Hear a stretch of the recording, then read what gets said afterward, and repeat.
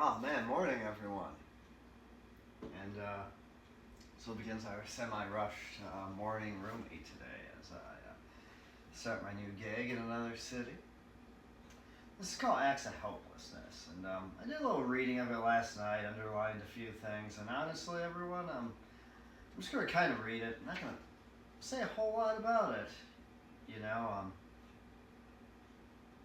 I was thinking about, there's a lot of, I might talk about some things I underlined, but this is just called Acts of Helplessness, and we just started the chapter on bewilderment after the annihilation within God or the reunification with the source, however you want to look at it. So here we are. Acts of Helplessness. Here are the miracle signs you want, that you cry through the night and get up at dawn, asking that in the absence of what you ask for, your day gets dark, your neck thin as a spindle, that what you give away is all your own, that you sacrifice, belongings. I want everyone to think about the word sacrifice, and that's how sacrifice means to make sacred. Sleep health, your head, then you often.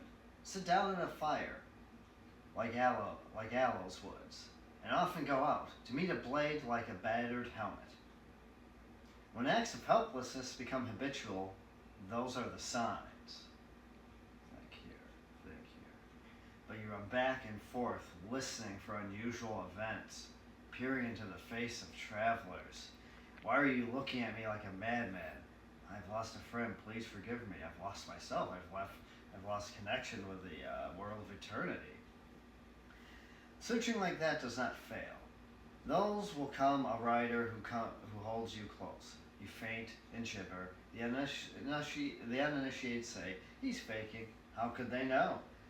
Water washes over a beached fish. The water of those signs I just mentioned. Excuse my wandering. How can one be orderly with this? It's like counting leaves in a garden, along with the song notes of partridges and crows. Sometimes organization and computation become absurd. Another thing you have to think about here.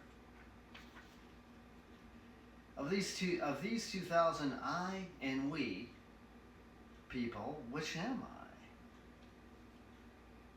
All the above. Don't try to keep me from asking. Listen when I'm this out of control, but don't put anything breakable in my way. There's an original inside me. What's here is a mirror for that. For you. Wow, that's profound as hell. If you're joyful, I am. If you grieve, or if you're bitter or graceful, I take on those qualities. I'll be your mirror, like the velvet underground. Like the shadows of a cypress tree in the meadow, like the shadow of a rose, I live close to the rose. If I separated myself from you, I would entirely turn thorn. Every second I drink another cup of my own blood wine. Every instant I break an empty cup against your door. I search out wanting you to tear me open. Ooh, yeah. Saladin's generosity lights a candle in my chest. Who am I then? His empty begging bowl. There we are, back to that empty vessel to make sacred. To be original inside ourselves, we're a mirror for everyone. We're reflecting that back at others, and maybe we're reflecting certain elements we may have in common with these people. But honestly, if anything, remember I and we. Think about the original inside you. In conjunction with sometimes organization and computation can be absurd. God, look for the madness in everyday living. But mainly, think about the word sacrifice to make sacred. And what you're giving up, what you're sacrificing, is it sacred? Is the reasoning sacred? I mean, what is sacred to you? And I think that's a great way to share our mornings. Begin our mornings and start the work week and whatever, blah blah blah. Thank you for sharing your morning with me.